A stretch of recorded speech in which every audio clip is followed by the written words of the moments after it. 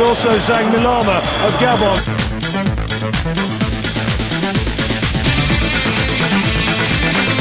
Pierre-Emerick Aubameyang, la frappe et ça.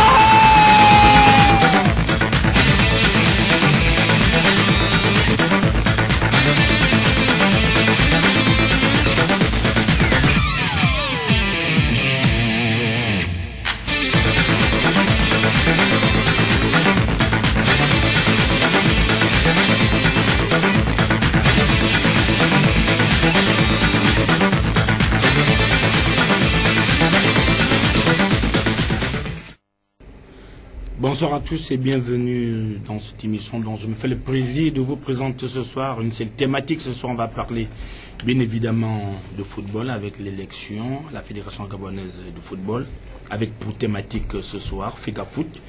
L'illégalité comme mode de fonctionnement, ce sera la thématique qui sera débattue ce soir sur ce plateau. Pour en parler, je suis avec Christian Mouti. Bonsoir Christian. Bonsoir Ephraim. De retour de Lambaréné, pas très abattu? Abattu, non.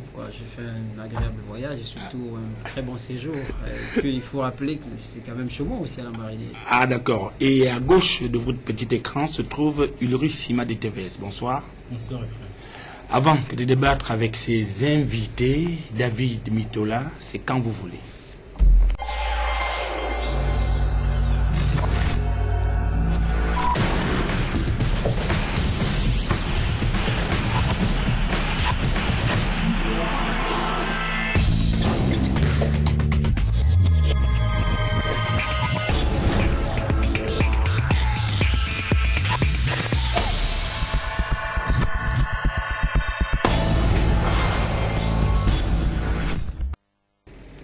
L'illégalité comme mode de fonctionnement, c'est la thématique que nous allons aborder ce soir, consacrée uniquement à l'élection au congrès de la Fédération gabonaise de football qui s'est déroulée le 21 avril dernier du côté de Lambaréné. Bien qu'avant de parler de cela, on va d'abord faire la genèse. Il s'est agi d'abord d'une violation des textes. Plusieurs candidats, notamment en liste de cette élection, dénonçaient déjà la violation des textes du secrétaire général par intérim de cette fédération. Ça en est suivi avec la commission électorale. Monsieur Mouti, est-ce que le résultat actuel qui nous parvient du côté de Lambaréné vous surprend en tant qu'acteur du football? Non, pas totalement, parce que bon, il faut quand même relever que depuis que le président actuel est au comité élu, on a constaté qu'il a souvent eu le soutien des quasiment 9 ligues. Donc on l'a encore constaté le 10 mars, lorsqu'il s'était agi de la mise en place de la commission électorale. Vous l'avez relevé. Vraisemblablement, ces différentes structures sportives sont prêtes à accompagner le président fédéral, même dans les pires moments, parce que les violations des textes sont évidentes.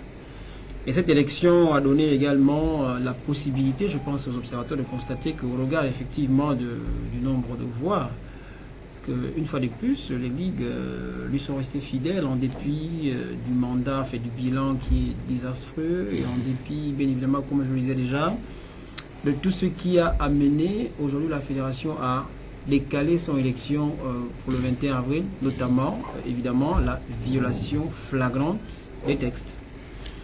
Donc, au moment où on parlait de cette élection, il était normalement question de cette assemblée générale.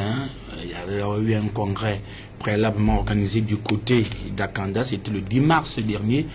Plusieurs candidats et dirigeants de clubs, bien évidemment les dirigeants des ligues, déjà fustigeaient le mode de l'organisation de cette entité, à savoir la commission électorale et la Fédération gabonaise de football. Et je m'en vais vous proposer cet élément lié à la violation des textes au niveau des ligues provinciales et de la Fédération gabonaise de football. Reportage.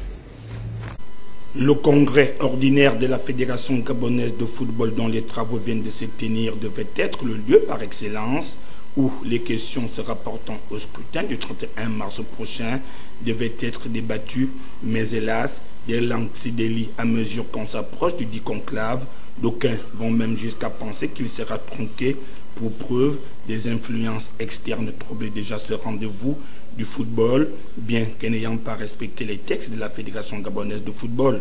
Les politiques, comme toujours, envisagent de nouveau de reprendre le football national en otage. Des réunions nocturnes se tiennent ça et là, à Libreville et à l'intérieur du pays, convoquées par des politiques, chacun voulant mettre son filleul aux commandes de la FEGAFOOT. Certains candidats vont même jusqu'à affirmer qu'ils auraient reçu la bénédiction du locataire du palais du bord de mer quand elle les accompagnait dans ce processus électoral qui devrait rendre son épilogue au soir du 31 mars prochain, lequel au finish va dévoiler le nom de celui ou celle qui sera aux commandes de la FEGAFOOT au cours des 4 prochaines années. Des fonds du trésor public sont en effet mis à contribution par des candidats véreux aux fins d'appâter les délégués considérés comme le noyau dur, ceux qui ne sont pas prêts à monnayer leur voix pour de l'argent. La création dernièrement au centre du Gabon à Lambaréné de l'association des présidents des ligues en dit long et caractérise le mode de gestion de cette institution pris en otage par des politiques tapis dans l'ombre. Lors de cette messe, les délégués provinciaux ont notamment touché des pots de vin, lesquels s'apparentent à une corruption savamment préparée. Tout leur séjour pris en charge, hébergement, restauration, ainsi que le transport.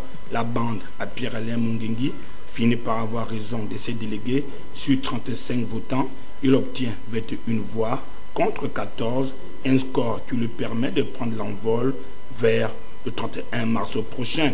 Pourquoi autant de bruit sur une élection qui, en principe, pouvait bien se dérouler si et seulement si toutes les cartes de transparence mises sur la table de la FEGAFOOT étaient utilisées à bon escient? Cela devrait étonner personne, mieux encore le monde sportif gabonais, notamment des dirigeants et certaines personnalités qui aspirent aux plus hautes fonctions, trouvent du plaisir à mener leur activité en eau trouble. Suivez mon regard, la situation catastrophique actuelle que connaît notre football profite à une classe de compatriotes qui ont décidé non seulement de piller le pays de toutes ses ressources, mais encore paralyser toute action menée par d'autres qui ont encore la fibre patriotique en eux visant à rétablir l'ordre. Ce cri d'alarme doit interpeller chacun des délégués présents aux dites assises en vue de rompre définitivement avec le passé, lequel ne cesse de ternir l'image de notre football. Cette première analyse était en effet une alarme qui annonçait déjà ce qui devait se passer du côté de Lambaréné.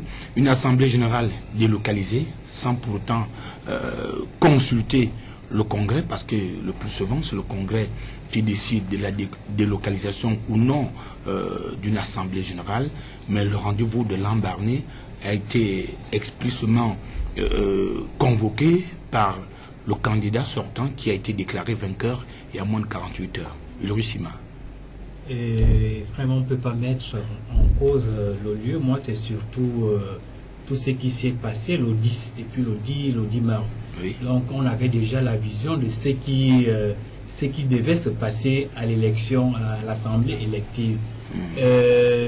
Là où je situe, j'ai un peu, c'est au niveau de la FIFA, qui est resté un peu, je peux dire, un peu discret, parce que c'est déjà une commission électorale qui a été mise en cause. Je pense que si la FIFA voulait vraiment régler cette affaire, surtout au niveau de la commission électorale, bon, cette commission, en lisant un peu tous les courriers qui ont été envoyés à la commission électorale, moi aussi je me pose la question, est-ce que la FIFA a réellement joué franc jeu, puisque une commission qui est rejetée par l'ensemble des candidats devait tout simplement être balayée. C'est ce qu'ils n'ont pas fait. Monsieur Christian Moutier, vous partagez cet avis? Bon, moi je pense que, je le disais déjà, la commission électorale n'avait pas été mise en place, n'est-ce pas, dans le délai autorisé par les textes. Et selon la procédure, 6 mois avant. Voilà, selon la procédure indiquée, on n'avait pas élu les membres de cette commission lors d'un congrès ordinaire. Mais après, on pouvait rattraper les choses. Le 10 mars, malheureusement là encore, on avait péché parce que au lieu d'élire les membres de la commission électorale, on avait élu le bureau, ce qui n'est pas autorisé, n'est-ce pas, par les textes. Voilà, parce que les compétences du Congrès sont prévues, l'article 23 des statuts de la FEGAFOOT, et c'est donc pas une compétence du Congrès. Bien. Après, il y a eu une réunion qui a précédé cette élection où les candidats se sont exprimés. Cette réunion était déterminante parce que elle devait tenir compte de la réaction de la FIFA qui proposait effectivement aux candidats de pouvoir s'accorder avec la commission électorale sur le nouveau chronogramme qui d'ailleurs n'était pas toujours correct, mais tout de même la FIFA souhaitait qu'il y ait une concertation, une sorte de consensus pour aller tout de même aux élections, en espérant que ces élections seront apaisées et crédibles. Mais on pouvait encore attraper les choses à l'élection. Malheureusement, on va en parler, ce qui va se passer, là, quel que soit le candidat qui aurait été élu, il y a beaucoup d'aspérité dans cette élection. Il y a près de 10 ou 11 délégués qui n'ont pas aujourd'hui la qualité d'être convoqués à ce congrès. Au moins entre 10 et une onzaine. J'ai listé effectivement les noms. Oui. C'est principalement les ligues et les associations. Ouais. Pour commencer par les associations, les 3 associations ont des bureaux déjà illégaux, parce que c'est depuis 2013 que le comité directeur de l'association des entraîneurs, des arbitres, voilà, ceux qui se réclament être les présidents de l'association des arbitres, qui ne le sont pas, se réclament être président de l'association des arbitres, et également l'association des footballeurs. C'est depuis 2013. Et nous avons les dates. Hein, je peux vous communiquer les dates, si vous me permettez. Allez-y. Alors, l'Assemblée générale de l'AFG, c'est l'Association des footballeurs du Gabon, l'Assemblée générale élective s'était déroulée le 21 septembre 2013. À cette Assemblée générale, effectivement, on avait vu monsieur le défunt, le regretté Guimbina, porter la tête de cette association. Oui. Mais depuis lors, on n'a pas eu d'élection, puisque monsieur Guimbina, paix à son âme, est décédé il n'y a pas très longtemps. Donc c'est le même bureau qui continue. Vous comprenez que nous sommes dans le cas des mandats olympiques. On a largement dépassé les 4 ans. Ça, c'est l'association des footballeurs. Vous avez l'association des arbitres, qui avait effectivement tenu une assemblée générale non conforme au texte, hein, lors d'un séminaire qui avait été organisé à Mouila à l'époque, et qui voyait être porté à la tête monsieur un certain Domji, qui est aujourd'hui le secrétaire général par intérim de la FEGA Foot. Cette assemblée générale ou cette réunion, parce que le bureau des arbitres dirigé par M. Iramba à l'époque n'avait pas convoqué l'assemblée générale. Donc là aussi, c'était autour du 13, vendredi 13 septembre 2013, que ces différentes personnes, M. Ndoum, n'est-ce pas, réclament le mérite de porter la voix des arbitres, donc sur les bases illégales. Et vous avez également l'association des entraîneurs. Mais c'est également la même chose.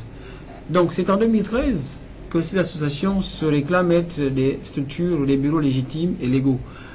Vous comprenez qu'en 2018, par rapport au respect des 4 ans, on a largement dépassé. Quand on fait le décompte, c'est 3 associations, environ 8 ligues qui sont illégales, qui fonctionnent de façon illégale.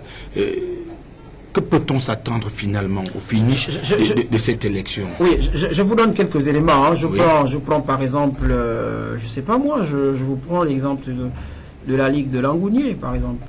Vous avez lors du congrès du 10 mars, comme délégué de Langounier, vous avez le président, n'est-ce pas, M. Jean-Paul Madinga Kombila.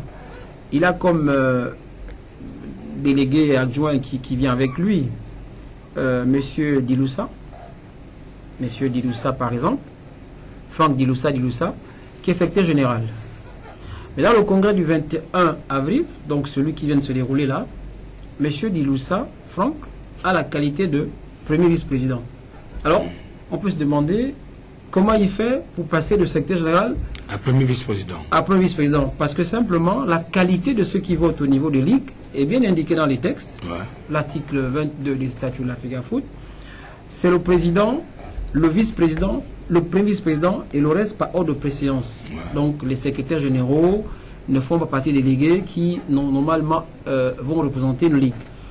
Donc ce sont des petits calculs et ce n'est pas la seule ligue. Vous avez un gros souci avec la ligue de Gololo. Le président de cette ligue est décédé et pourtant les textes sont clairs. Le premier vice-président doit assurer l'intérim pendant 60 jours et puisque leur règlement apparemment est calqué sur le règlement fédéral, n'est-ce pas, à son article, je pense, 36, c'est le premier vice-président, la personne de Mindongani, qui devait être censé assurer l'intérim et organiser des élections 60 jours après. Malheureusement, c'est un autre nom que vous voyez effectivement à ce congrès, un certain monsieur Antoine Guy Bundoukou, qui n'apparaît pas effectivement sur la liste des vice-présidents. Il paraît qu'ils étaient membres d'une commission. Donc, vous comprenez qu'il y a eu une manipulation au niveau de certaines associations qui me font penser aujourd'hui que cette élection, finalement, n'était pas une élection sincère. Oui. N'est-ce pas? Parce qu'il y a dans cette élection, malheureusement, un certain nombre de délégués, ils sont nombreux, je disais, il y a peut-être 10 ou 11, Oui. qui ne devraient pas prendre part au vote. Et donc le contentieux, vous l'avez déjà embrayé, le contentieux va être fort, au Japon d'ailleurs, la plupart des candidats. Donc sur 5 candidats, les 4 autres, vraisemblablement, sont en train de monter des recours, et la commission de recours, la FEGAFOOT, va avoir faute à faire. D'accord. J'aimerais un peu savoir, est-ce que le problème de ces associations a été bien évoqué avant l'élection, avant même la campagne? Bon, oui, je vous parle parce que j'appartiens à une corporation. Il y a eu un recours de l'association des arbitres pour faire constater que ceux qui aujourd'hui se prévalent d'être président ou vice-président de cette association, n'est-ce pas, n'ont jamais été élus par l'instance habilitée. Et que même si c'était le cas, depuis 2013 qu'on a connu le bicéphalisme au niveau de l'association des arbitres, ce qui d'ailleurs avait fait en sorte que l'association des arbitres, tout comme les deux autres associations, ne prennent pas part à l'élection de 2014, qui avait vu M. Pierre Alain porter à la tête de la fédération. Donc et en 2013 déjà, quand on avait amendé les nouveaux statuts, ces associations avaient déjà été mises déjà out, aussi bien par le comité de normalisation, M. Ndombou, et le représentant de la FIFA à l'époque, c'est M. Corvaro. Donc, entre 2013, septembre, 2014, mars, et maintenant, il ne s'est rien passé. Cette situation n'a jamais été vidée. Donc, il est surprenant aujourd'hui de voir que cette association soit représentée au Congrès. Ça a été fait avant. Donc, je pense que c'est un exemple, mais vous avez également l'association des footballeurs et bien d'autres. Je pense qu'il y a suffisamment la matière pour les différents candidats qui voudront effectivement interjeter des recours aux fins d'annulation de cette élection. Ça ne me surprendrait pas que de tels éléments aussi pertinents puissent effectivement venir soutenir leurs différents arguments. D'accord, on reste sur ce volet de la violation des textes au niveau de la Ligue de football de l'Estuaire.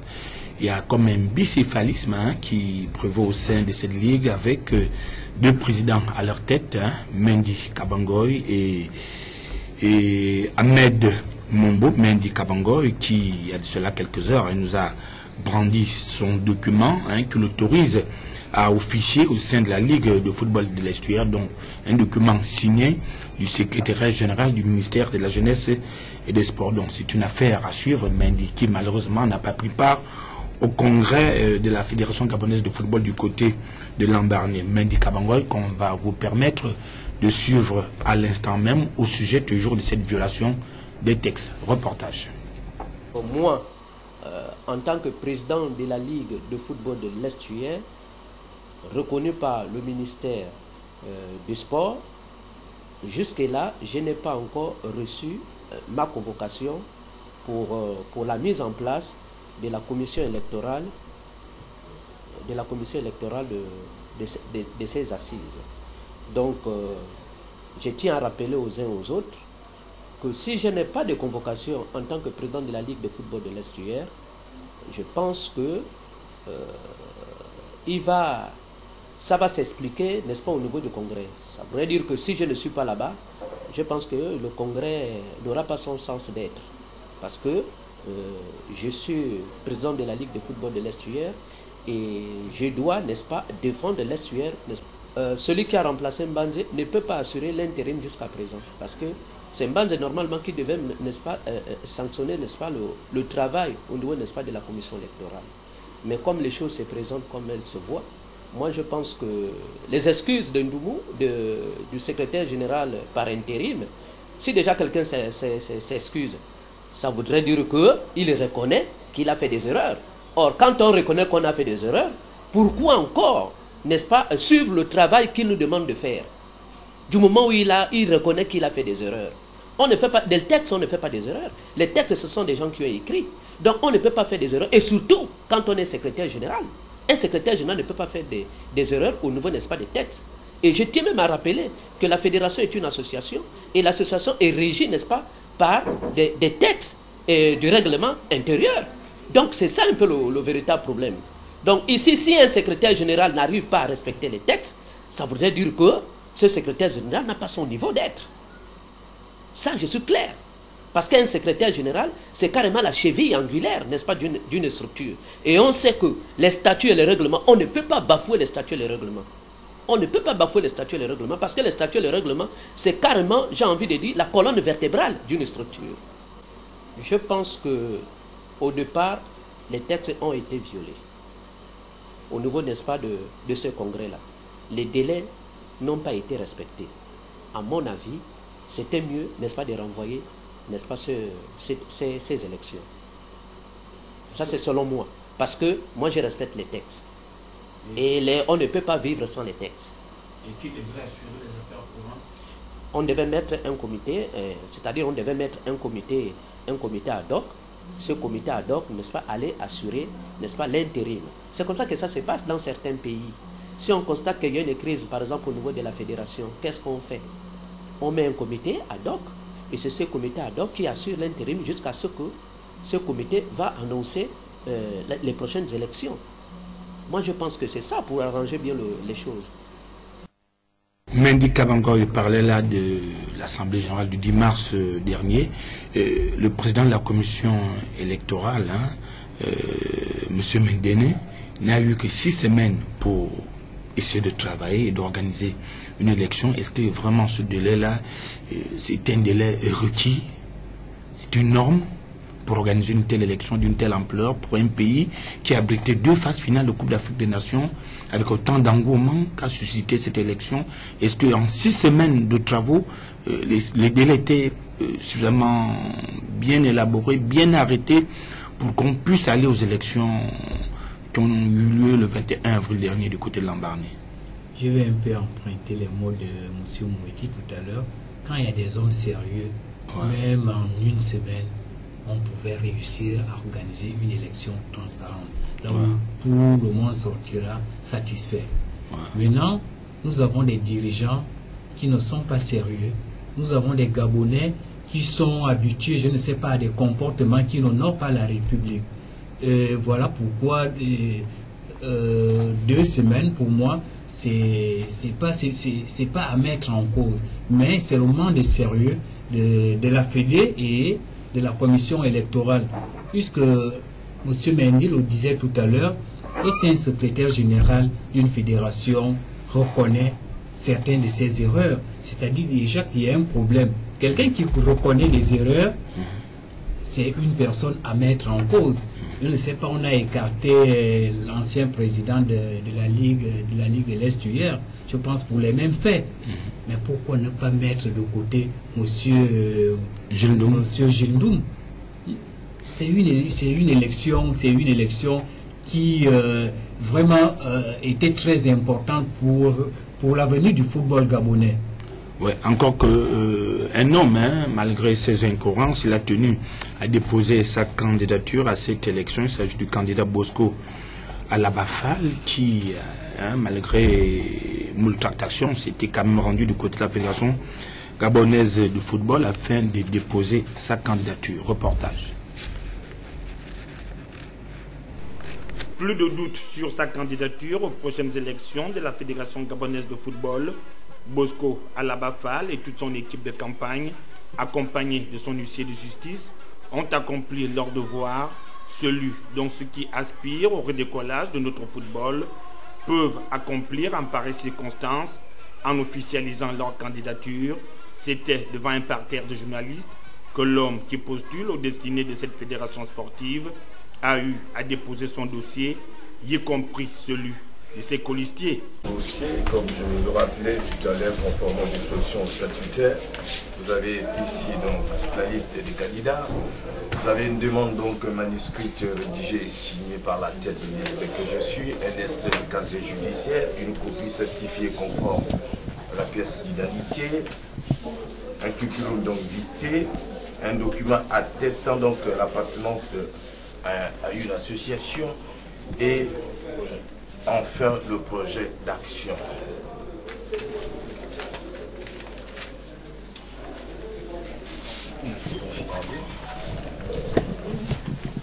Je voudrais donc vous faire donc suivre les autres. Au sortir de cette épreuve, ces derniers affichent d'ailleurs un optimisme, celui de pouvoir changer le football national à travers 3 axes principaux: structurer, former et faire appliquer, en dépit du constat avéré sur la violation des textes de la Fédération gabonaise de football par l'équipe actuelle. Motivation, mais là c'est une motivation parce que j'ai le sentiment qu'il y a quelque chose qui ne va pas. J'ai le sentiment que le ballon ne tourne plus rond. Et par conséquent, en faisant donc ce constat, je dois être au service donc, de la nation. Et être au service de la nation, ça porte donc sa contribution sur la promotion et le développement. Le 26 février dernier, Bosco Alabafal a saisi la Confédération africaine de football et la FIFA à travers un courrier, lequel retraçait déjà des multiples dysfonctionnements de la FEGAFOOT dans la violation des statuts et textes.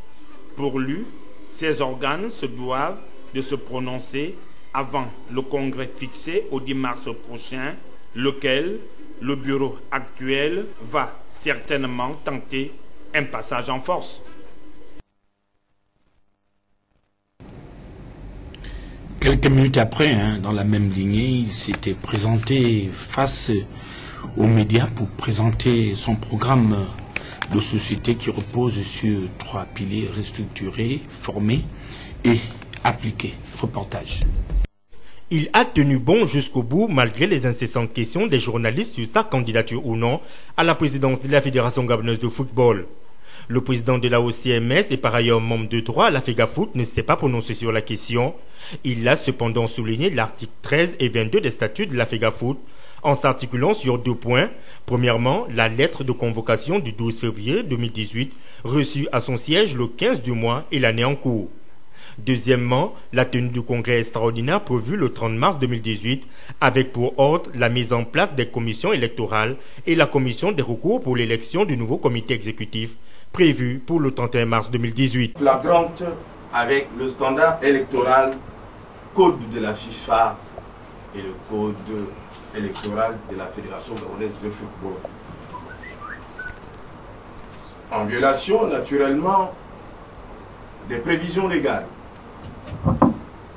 Les articles, respectivement 4, alinéa 1, 2 et 3, qui disposent: la commission est élue en conformité avec les dispositions du présent code par l'Assemblée générale ou par l'organe qui la représente entre les congrès pour un mandat de 4 ans. Lors de la dernière Assemblée générale ordinaire précédant l'Assemblée générale élective de l'instance exécutive. L'Assemblée générale ou l'organe qui la représente entre le congrès élit également 3 membres. Intéressés sur la question des statuts de la FEGAFOOT, les journalistes ont insisté sur ces textes qui avaient déjà subi un toilettage par le bureau de normalisation dirigé à cette époque par Dieudonné Ndoubou. Le 15 février, il y a quelques jours de cela, de l'année en cours, nous avons reçu à la fois la lettre qui nous annonce la tenue donc de l'Assemblée générale extraordinaire pour le 10 mars. Et à cette lettre est annexé donc le code électoral. C'est présentement le 15 que nous avons pris connaissance du code électoral de la Fédération gabonaise de football. Conscient, et nous sommes d'ailleurs confiants qu'effectivement la Fédération gabonaise de football devait prendre en compte les directives de la FIFA. Mais quand était notre étonnement de voir donc la lettre qui nous annonce donc la tenue du congrès donc du 10 mars 2018, à la fois nous avons également aussi été étonnés de voir le code électoral de la Fédération gabonaise de football. À partir de ce moment, il est opportun pour nous de réagir. Alors, donc, certes, ici, c'est une interpellation, comme je le disais, si vous voulez, en guise de dénonciation, parce que ça ne va pas. Nous ne pouvons pas aller à ce congrès extraordinaire dès lors que vous savez que, bon, seul le congrès ordinaire peut examiner la mise en place de deux commissions telles que citées dans la lettre donc, de convocation que la fédération a bien voulu adresser à tous les délégués au congrès de la fédération. Nous ne pouvons pas aller aux élections dans ces conditions, a insisté Bosco Alabafal. Que les dispositions statutaires soient mises en place pour le bon déroulement des élections du nouveau président de la Fédération gabonaise de football. Il est le rôle de la FIFA d'intervenir à la fois, de suspendre et annuler le processus et désigner une administration provisoire qui viserait à faire un toilettage des statuts et organiser les élections dans des conditions de transparence et d'équité.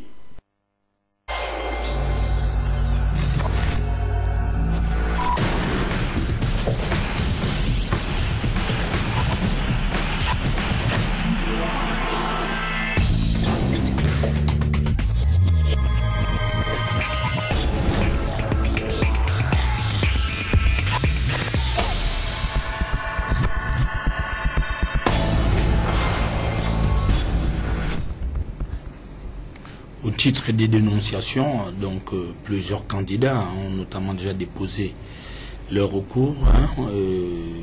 Certains candidats malheureux pour cette première version de l'élection qui s'est déroulée le 21 avril dernier. Monsieur Mouti, vous qui suivez cette affaire-là de très près, est-ce que c'est probable que cette élection soit annulée? Oui, Ephraim, je pense que c'était annoncé, et je pense que là encore on le disait, cette élection va se tenant dans un climat, comme on l'avait déjà constaté, assez tendu. On pensait déjà que forcément il devait y avoir des recours, j'en étais presque sûr. On avait déjà M. Alaba qui avait dénoncé les nombreuses violations au texte. Après, à côté d'Alaba, on avait Blanchard. Donc il y avait déjà deux candidats qui étaient dans cette logique de dénoncer et qui ont d'ailleurs saisi la FIFA. Donc de toute évidence, aujourd'hui, je ne suis pas surpris que d'entendre, de savoir que ces différents candidats vont déposer des recours auprès de la FEGAFOOT, saisir certainement la FIFA également, et aller beaucoup plus loin, aller au niveau du TAS. Les élections ne se sont pas passées dans des conditions apaisées. C'est le Canada sortant qui remporte cette élection. Alors qu'il a un bilan, on va dire... à défendre. Il a un bilan assez lourd, déjà. Mais ce sont les délégués, effectivement, qui ont décidé. On peut tous se poser des questions. De quelle façon, de quelle manière? Mais bref, nous savons un peu les élections, ça se passe dans notre pays. Le plus difficile est à venir. Par circonstance, il est toujours bien que le candidat vainqueur soit félicité par les autres pour amener la sérénité dans le monde du football. Mais je n'ai pas le sentiment que ça va être le cas. Donc, les recours vont abonder. Vous me demandiez si les recours pourront prospérer. Je peux vous dire oui, parce qu'il y a de nombreux éléments de droit, n'est-ce pas, qui sont relevés par les différents candidats et qui me font dire aujourd'hui que cette élection, si les recours sont faits, va être forcément annulée. Voyez-vous, je vous parle de la qualité des membres dans ce congrès. Il y a des gens qui ont voté qui n'avaient pas la qualité de membres. On a fait des petits arrangements, on a pris un secrétaire général pour le mettre vice-président, alors que les textes ne prévoient pas que ces choses se passent comme ça. Il y a le cas des associations dont le mandat est dépassé, ce n'était pas une redite que je fais. Il y a le cas de le Guelolo, vous avez le président décédé et les textes précisent clairement comment se fait l'intérim.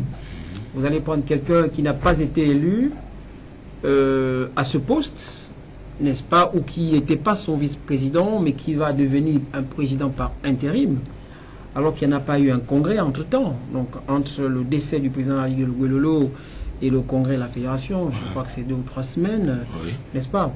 Comment ce président-là, monsieur Antoine Guy Boundoukou Madébé, se retrouve être président actif. Donc vous voyez qu'il suffit qu'il y ait des éléments de preuve, n'est-ce pas, de la part de ces différents candidats pour pouvoir amener les instances habilitées à reconsidérer cette élection. Et j'ai bien peur que ceux qui jusqu'aujourd'hui repoussaient l'hypothèse de la normalisation, je pense qu'il y a un des candidats qui était opposé à ça, n'est-ce pas, ceux qui avaient bien peur que la normalisation ne gère le pays, ne voient finalement cette normalisation arriver. On ne va pas, c'est mon point de vue, gérer le football dans de telles conditions. Il y a quand même beaucoup de choses à dire sur le président actuel qui a été réélu et qui me laisse penser que ça va être difficile pour lui de pouvoir rester là et de faire son mandat. Pendant ce temps, d'autres candidats ont pris le temps en organisant des dîners de gala par-ci et là. C'est le cas de l'un des candidats en liste pour cette élection qui a organisé son dîner à son domicile derrière le camp de Gaulle de Libreville. Reportage. Une dernière rencontre du genre avant l'élection du nouveau président de la Fédération gabonaise de football. Au domicile du candidat Bosco Alabafal, délégué des ligues et président des clubs était à l'écoute des 3 piliers phares du candidat qui conduira le football gabonais dans un nouvel ère. En termes de restructuration du football, en voici quelques exemples. Améliorer le fonctionnement de l'institution afin de la rendre plus performante, professionnelle et moraliser l'environnement sportif. Au titre des actions, elles sont nombreuses. Mais rapidement, à la prise de nos fonctions, modifier certaines dispositions statutaires. Les actions allant dans ce sens sont nombreuses. Il a également évoqué la modification de certaines dispositions statutaires et règlements, premier malaise de notre football. La formation n'a pas été épargnée car de ce côté, le candidat Alabafal a mis un accent sur la formation des journalistes sportifs afin de les spécialiser. Là, c'est un pilier aussi important, pour ne pas dire indispensable. Alors, il nous faut former. On a fini de restructurer. Il reste former. Former, c'est quoi? C'est former l'environnement sportif qui accompagne nos athlètes. Et cette formation portera sur quoi? Sur les journalistes sportifs qui sont devant nous.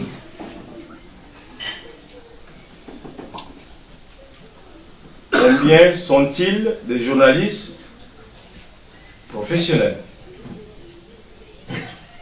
Comme je le disais, excusez-moi monsieur le journaliste, j'ai toujours l'impression d'avoir en face de moi des chroniqueurs sportifs. C'est pourquoi la fois dernière je disais à Gabon 24 que le sujet qui défait la chronique, les violations, mais si on avait des journalistes spécialisés, ce sont eux qui devaient analyser et donner des avis et nous soutenir. Une formation que bénéficieront les hommes de médias qui souffrent déjà de ce manque accablant. Au titre des formations, les médecins, kinésithérapeutes, préparateurs physiques n'ont pas été laissés de côté. Pour la bonne marche de ces activités arrivées une fois à la Fédération gabonaise de football, il faut appliquer toutes ces promesses présentées lors de sa campagne. Alors, le dernier pilier, vous devrez donc comprendre que ce sera l'occasion pour nous de veiller si effectivement toutes les entités affiliées à la Fédération gabonaise de football, à l'occasion de la tenue de leurs assemblées, que les statuts et d'autres règlements ont été respectés pour éviter ce qui nous amène à des reports de la tenue de l'élection du 21 avril 2018. Parce que vous avez aussi, vous, violé le code électoral de la Fédération gabonaise de football. Dans son champ d'application, les articles 1, 2 et suivants vous imposent de mettre en place des commissions électorales et des recours 6 mois avant vos assemblées générales électives. Mais comme nous sommes au Gabon, on va fermer les yeux. Plus jamais ça, comme l'affirme le candidat Bosco Alabafal qui se positionne comme étant le candidat de la rupture. Désormais, les choses seront faites avec beaucoup plus de suivi et de contrôle. Plus question de fermer les yeux car désormais le fusil vient de changer d'épaule. Messieurs les délégués, à vous de redonner un sens au football gabonais en mettant l'homme qu'il faut à la place qu'il mérite, gage d'un renouveau de notre football. La communication, elle aussi n'était pas en reste au niveau de Gabon Télévision. Le ministre de la Communication a notamment envoyé un questionnaire aux journalistes de cette grande maison. Pour preuve, en milieu de semaine dernière, une mission qui devait regrouper l'ensemble des 5 candidats à cette élection a curieusement été annulée. Semble-t-il, une panne d'émetteurs aurait perturbé le bon déroulement de cette émission, mais d'après nos investigations, cela n'a nullement été question de panne d'émetteurs, seulement parce que certains candidats n'étaient pas aptes à passer en direct au plateau de Gabon Première. Yorissima. C'est une situation très désolante pour notre République. Oui. Je pense qu'on doit vraiment suivre le rythme des autres.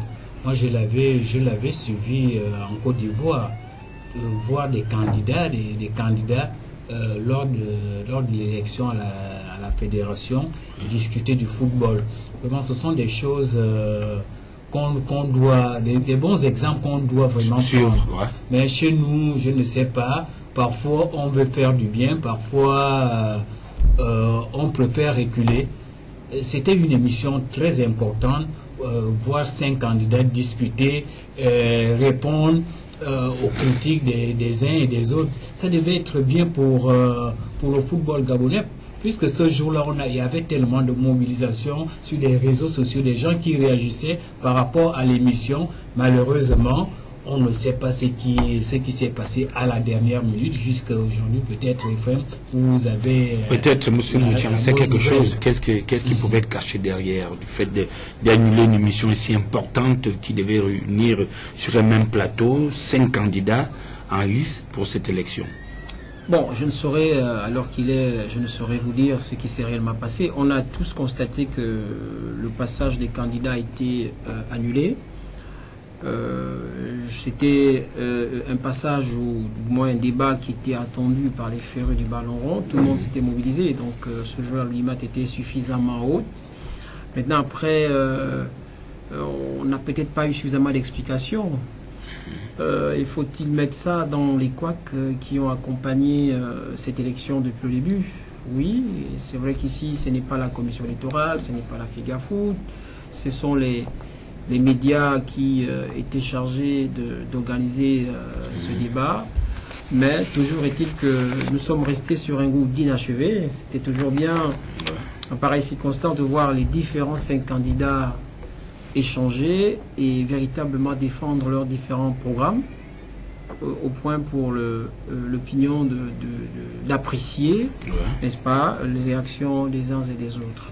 Bon, malheureusement, ça n'a pas été. Après, il y a ce que l'opinion pense, il y a ce que les membres du Congrès pensent. Voilà, parce qu'on a vu que les congressistes, eux, ils se sont penchés sur l'ancien candidat, du moins le candidat sortant, comme on l'appelait, qui a été réélu. Donc, il y a cette situation que nous percevons aujourd'hui. L'opinion était favorable, certainement, à ce qui est nos directions de la FIGAFOOT, avec des personnes hautes. Mais non, le Congrès, dans sa majorité, sachant comment il est composé, a décidé le contraire. D'accord, donc on va tout de suite vous proposer cet élément qui concerne la communication mise en place au sein des médias, Gabon Télévision, qui malheureusement n'a pas fait le travail escompté au moment où on l'attendait. Reportage. Des postulants à la présidence de la Fédération gabonaise de football invités à prendre part au débat télévisé ou radiophonique dans les médias publics du pays vont devoir se soumettre à un questionnaire musclé, non pas préparé par les équipes de rédaction des médias concernés, mais par des hauts fonctionnaires du ministère de la Communication, un comportement qui s'apparente aux yeux d'un observateur averti comme une ingérence crânement préparée par le ministère de la Communication. Ainsi, on peut découvrir dans ce courrier adressé aux responsables du groupe Gabon Télévision, signé de Fanny Elassa, le plan de communication y relatif, ainsi que les éléments de langage à utiliser face à chacun des candidats. Ces comportements viennent mettre en mal l'image de la corporation qui est déjà ternie par des comportements déviants de bon nombre de responsables d'organes de presse. Le débat lié au football national doit-il avoir une paternité dont seuls ceux qui gouvernent ont le droit d'en parler et d'orienter les férus du ballon rond? Il faut à tout prix que cesse cette façon de fonctionner. Cela passe par une presse plus libre et objective dans la collecte et le traitement de l'information. L'opinion au niveau du Gabon s'est prononcée pour quel type de président que cette opinion souhaitait avoir la tête de la Fédération gabonaise de football. Reportage.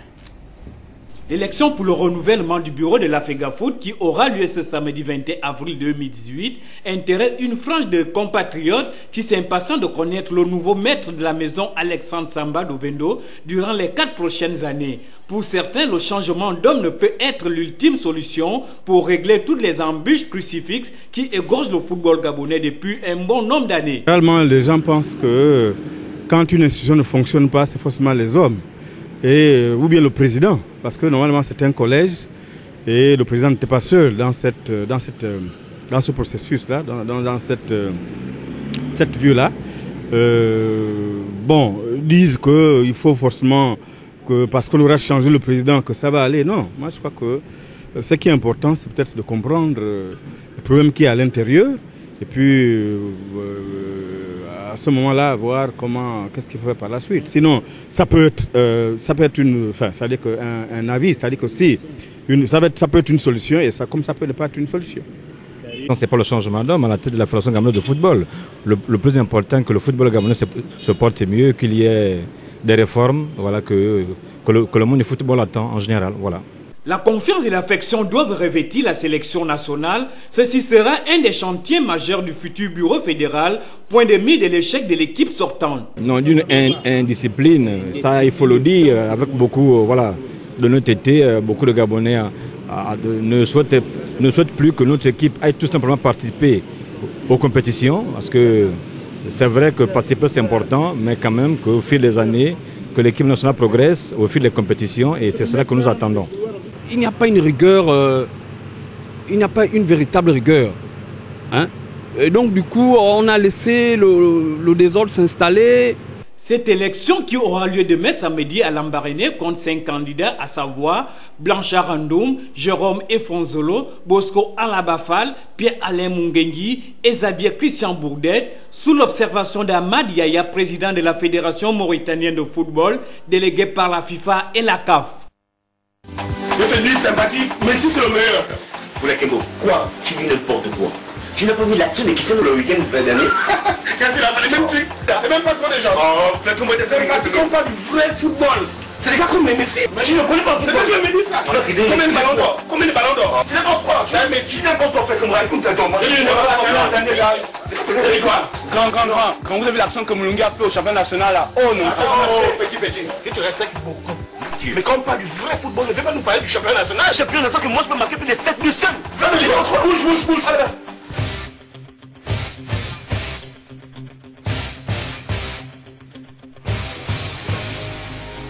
Les gars, y'a quel problème? C'est vous qui parlez mal du championnat national. Vous allez voir ceci aujourd'hui. Quoi? Eh Big, si c'est le Big, on va piquer.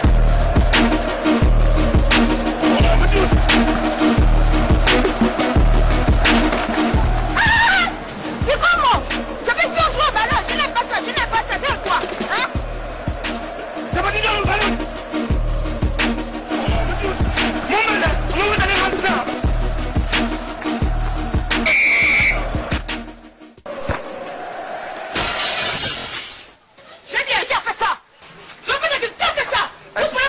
Excusez-moi, madame. Excusez-moi, quoi? Madame, pardon. Pardon, quoi? Vous avez cassé les assiettes, c'est vous qui avez payé ça. Devant vous allez encore bien jouer au ballon là. C'est pas, c'est quoi?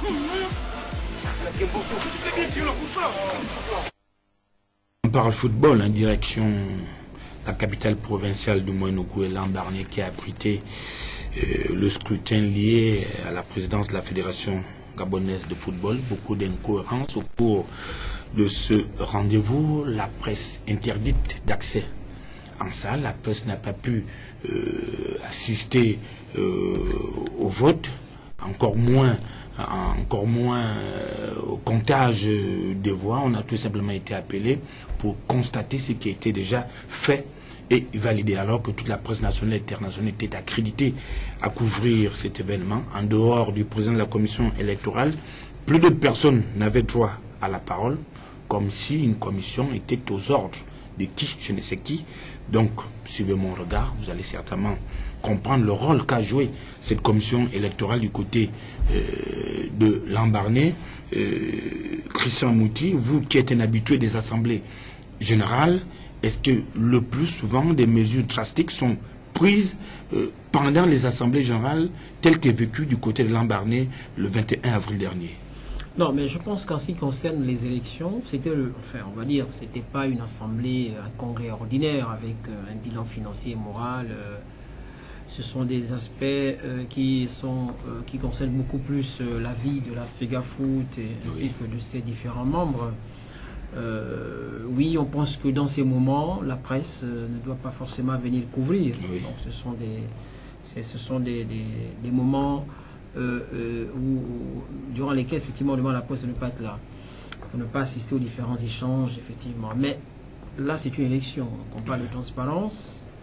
Je ne comprends pas qu'on puisse mettre les délégués, en fait, les hommes de médias dehors, puisque vous filmez le déroulement de l'élection pour le montrer au public. J'ai suivi la dernière fois l'élection du président du comité national olympique. Oui. Je pense qu'on a pu suivre le déroulement de cette élection. Oui. On avait vu les délégués se lever, aller voter et revenir à leurs différentes places. Bon, là, vous me surprenez parce que je ne comprends pas. Bon, écoutez, je disais, il faut classer ça dans toutes les incohérences que nous avons connues depuis le débarrage de ce processus électoral. Et je ne sais pas pourquoi est-ce qu'on vous a mis dehors, n'est-ce pas? Vous allez peut-être que Ulrich en sait quelque chose. Moi, je n'étais pas du voyage sur Lambaréné. Vous savez au moins que la presse n'avait pas accès à la salle pendant les débats, pendant l'élection, pendant le scrutin. Oui. J'ai eu l'information à travers des réseaux sociaux. Oui.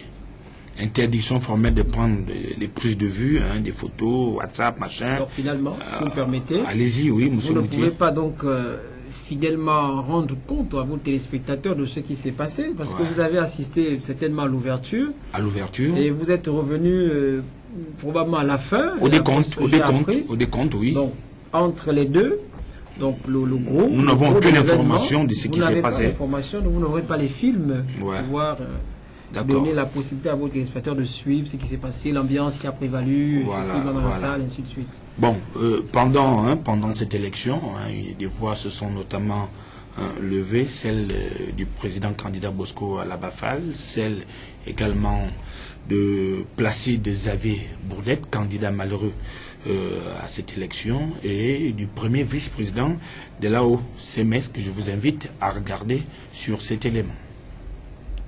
Effectivement, Monsieur le Président, nous avons en date du 19 avril 2018 déposé un recours.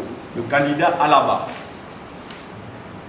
accusé de réception en date du 19 avril 2018. Jusqu'à ce jour, je n'ai jamais été notifié de la décision de la commission de recours, de la Fédération gabonaise de football. Ce recours a été introduit dans les délais. Je ne peux ne pas aujourd'hui comprendre qu'aucune décision ne me soit notifiée. Simplement, je soulève le problème à l'attention donc de l'assistance.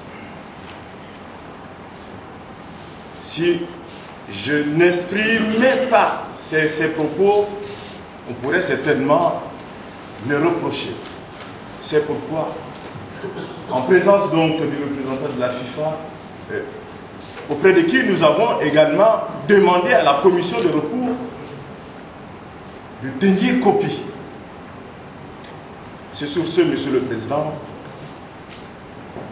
très respectueusement, j'aurais souhaité quand même avoir la décision de la commission de recours, sachant bien entendu que les dispositions du code électoral de la Fédération prévoient que les décisions des recours sont sans appel.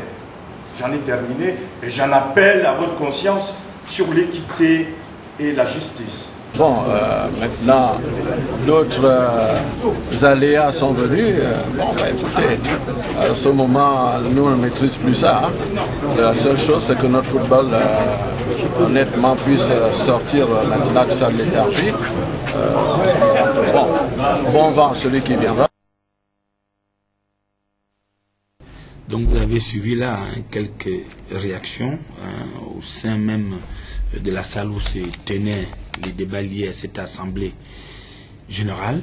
On repart tout de suite du côté de Lambaréné. Est-ce que la commission électorale mise en place par la Fédération gabonaise de football a-t-elle réellement joué son rôle étant celui-là d'organiser dans les délais cette élection de façon impartiale?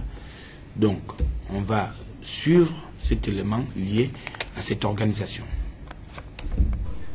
Des associations sportives, Ligue provinciale de football non conforme et une commission électorale aux ordres, dont la seule mission étant la réélection du bureau sortant, mission accomplie pour l'instant, d'autant plus que Pierre-Alain Mungengue est toujours en poste, mais nul ne peut prédire avec exactitude ce que nous réservent les jours à venir, l'heure étant désormais consacrée aux éventuels recours. Le collège électoral de la Fédération gabonaise de football étant composé de 35 membres électeurs, parmi lesquels on compte des ligues provinciales, les clubs de première division et les associations. Première incohérence de taille, les ligues de football de l'estuaire et du Wellington, bien qu'interdit de prendre part au vote suite à une note signée du ministère des Sports, a fait fi de ces mesures. Secondo, les associations telles que celles des footballeurs du Gabon, des arbitres et des entraîneurs n'existent que de nom. Aucune assemblée générale permettant à ces entités de se présenter à Lambaréné lors du congrès n'a pu se tenir depuis plusieurs années. Ces trois associations fonctionnent de façon informelle. Des informations capitales dont avait déjà relevé le candidat Bosco Alabafal lors de ses précédents recours adressés à la commission de recours de la FEGAFOOT, qui aurait pu servir à tous pour un scrutin équitable, mais hélas, ils ont tout simplement opté pour un spectacle insipide, le tout devant l'émissaire de la Fédération internationale de football association, dont le contenu du rapport est très attendu. Effectivement, Monsieur le Président, nous avons en date du 19 avril 2018 déposé un recours. Le candidat Alaba, accusé de réception en date du 9 avril 2018. Jusqu'à ce jour, je n'ai jamais été notifié de la décision de la commission de recours, la Fédération gabonaise de football. Ce recours a été introduit dans les délais. Je ne peux ne pas aujourd'hui comprendre qu'aucune décision ne me soit notifiée. Simplement, je soulève le problème à l'attention donc de l'assistance. Si je n'exprimais pas ces propos, on pourrait certainement me reprocher. C'est pourquoi, en présence donc du représentant de la FIFA, auprès de qui nous avons également demandé à la commission de recours de tenir copie. C'est sur ce, Monsieur le Président, très respectueusement, j'aurais souhaité quand même avoir la décision de la commission de recours, sachant bien entendu que les dispositions du code électoral de la Fédération prévoient que les décisions des recours sont sans appel. J'en ai terminé et j'en appelle à votre conscience sur l'équité et la justice. C'était peine perdue.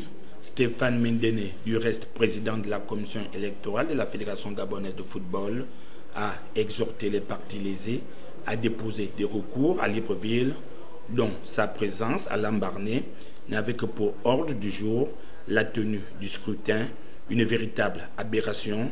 Mieux encore, tous les médias présents ont été priés de prendre la porte.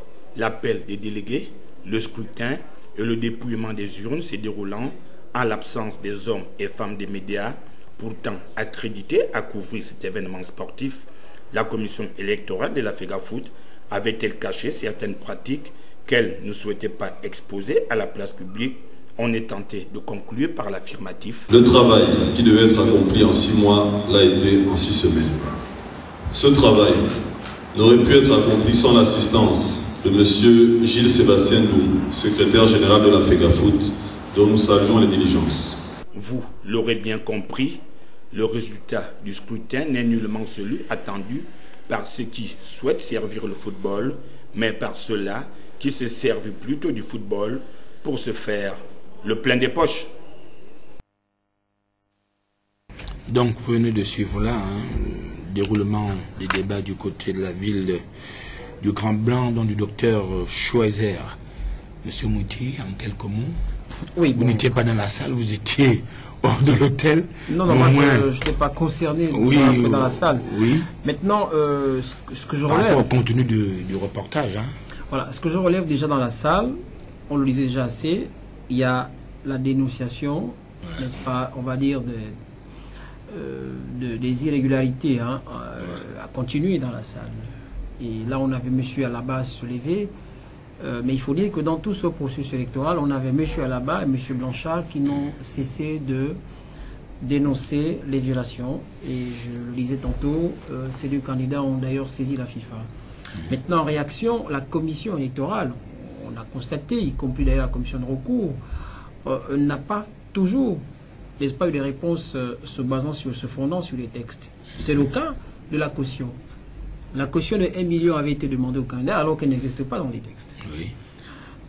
En dépit de l'orientation de la FIFA qui indiquait à cette commission électorale et à la fédération de rembourser la caution, malheureusement, jusqu'à aujourd'hui, je ne sais pas si ces cautions étaient remboursées. Donc c'est clair, l'attitude de la commission électorale n'était pas pour garantir la sérénité. Il y a un autre aspect, c'est que je pense que là, il y a un candidat qui dit avoir déposé un recours avant, n'est-ce pas, le 21. Mais il se plaint de ce qui n'est pas reçu de réponse de la part de la commission de recours. Il y a un fait important. Les décisions de la commission de recours sont sans appel. Je pense à ce qu'il me semble que ces recours avaient à faire avec la qualité des délégués, donc ceux qui étaient appelés à voter. Il aurait été bon quand même, à ce moment donné, pour une question de sérénité, de rendre une réponse. Ça n'a pas été fait. Donc on a voté dans ce cafouillis. Et Ephraim, je pense que là, on a les résultats, mais quel que soit le candidat, à mon avis, qui devait être élu, on n'aurait pas évité les recours. Il y a trop d'aberrations dans cette élection. D'accord. Pierre-Alain Mungengi est réélu. Vous avez fait un papier d'analyse là-dessus. Quels pourraient être les prochains chantiers du président Mungengi qui a rebeloté pour un second mandat? Moi, je pense que le premier chantier, c'est surtout ce que veulent les Gabonais, c'est-à-dire redonner de l'affection de la sélection, puisque aujourd'hui, quand la sélection joue, il n'y a pas du monde au stade, c'est un premier fait. Et surtout, chercher à réorganiser son administration. Je pense que ça, c'est un véritable problème lorsque l'administration d'une aussi grande fédération comme la Fédération gabonaise de football a des gens incompétents. Ça pose vraiment problème. Oui. D'accord. Donc, on va tout de suite suivre cette analyse concoctée par Ulrich Sima. Alain Mungengi vient d'être réélu à la tête de la Fédération gabonaise de football pour un mandat de 4 ans au terme de l'Assemblée générale élective qui a eu lieu ce week-end à Lambaréné. le président sortant très critiqué qui, selon les sondages des observateurs avertis du football national, était placé en 3e position derrière Bosco Alabafal et Jérôme Efonzolo, a tout simplement inversé les critiques et sondages en victoire écrasante. Une déception pour certains compatriotes qui prônaient pour le renouveau du football à travers le changement d'homme, contrairement aux autres qui soutenaient la continuité du bureau sortant. Plusieurs questions restent sans réponse à l'heure où Pierre-Alain Mungengi reprend la tête de la FEGAFOOT et où l'État finance le football gabonais et arbitre tout et presque tout. Quelle sera la marge de manœuvre du nouveau président dans la politique d'autonomisation du football qu'il souhaite mettre en place pour donner un souffle nouveau au football gabonais? On peut se poser des questions de savoir s'il va y arriver. Aussi, à quoi servira véritablement cette nouvelle présidence au moment où le pays doit s'aiser au niveau des meilleurs du continent. Telle doit être l'ambition, la seule d'ailleurs pour donner de la valeur à son nouveau mandat, le premier ayant été lamentable. Vous y arriverez, président Mungengi, avec nos gouvernants qui ne laissent les mains libres à aucun président fédéral. Les amoureux du sport roi du Gabon, tout entier vous suivront dans cet énième mandat. C'est une thématique assez riche ce soir, hein? Football, FEGAFOOT, l'illégalité comme mode de fonctionnement. Pour parler de tout ça, il y a déjà certains internationaux qui semblent déjà décliner l'offre. Hein? Pierre-Emerick, au cours d'une émission sur une chaîne de télévision internationale, a dit que si tout ne rentrait pas dans l'ordre, plus jamais il ne porterait les couleurs de la sélection nationale gabonaise. Oui, je pense que c'est ça tout le débat. Hein. L'équipe nationale aujourd'hui est caractérisée par non seulement les résultats qui ne sont pas bons, mais dans son fonctionnement ou dans son mode de gestion, c'est une discipline aujourd'hui notoire et c'est connu. Est-ce que M. Mungengi a les ressorts, n'est-ce pas, pour amener la sérénité? J'en doute, j'attends de voir, puisqu'après 4 ans, je n'ai pas été convaincu, c'est un avis personnel. Donc, en ce qui concerne l'équipe nationale, si on s'en tient effectivement à cette émission-là, je l'ai suivi, Pierre-Emerick, le capitaine des Panthères, déjà annoncé les couleurs en disant que ce bureau était là pour se faire plein les poches, qu'il n'était pas là pour le football. Donc il pense que les gens avec une telle organisation mise en place, ils ne trouveraient pas son compte. Et on a bien peur que ça contamine d'autres internationaux. Donc c'est quand même des éléments qu'il faut prendre à leur juste valeur. Et je pense qu'aujourd'hui, il sera bien difficile pour M. Pierre-Alain, de mon point de vue, d'avoir cette capacité à amener la sérénité. Quand on voit déjà ce qui se passe, les ligues, il y a une division au niveau du Congrès. Est-ce qu'il a la capacité de fédérer tout le monde? Les clubs forment leur bloc là-bas, on a les ligues qui forment leur bloc, ça semble l'arranger, alors que son rôle aujourd'hui, c'est de ramener, n'est-ce pas, la sérénité en faisant en sorte que l'esprit d'union existe au sein de ce congrès, mais ce n'est pas le cas. Donc j'ai bien peur pour l'avenir, j'espère qu'il va se maintenir là le plus lentement possible. Bon, nous espérons tous, hein, à l'heure où on est, plusieurs recours ont normalement déjà été déposés du côté de la commission de recours de la Fédération gabonaise de football par rapport au contexte et ayant entouré l'élection du côté de la commune de Lambaréné le 21 avril dernier. C'est ainsi que s'achève ce magazine de sport dont la thématique était football, FEGAFOOT, l'illégalité comme mode de fonctionnement. J'étais avec Christian Mouti, consultant TVS. À sa gauche se trouvait Ulrich Sima, journaliste à TVS. Derrière la belle vitrée se trouvait David Mitola, Bertrand Communicant Dumba, Fleury Asendo et Di Ibouan. Donc on se donne rendez-vous pour lundi prochain, lorsqu'il sera 21h, la rediffusion de cette émission a lieu tous les jeudis à partir de 10h. Bonsoir et bon confort d'écoute sur les programmes de TVS.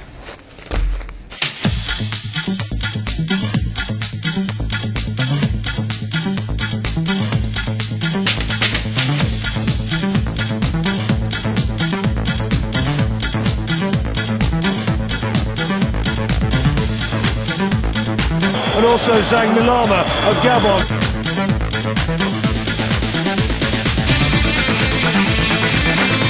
Pierre-Emerick Aubameyang, la frappe! Et ça!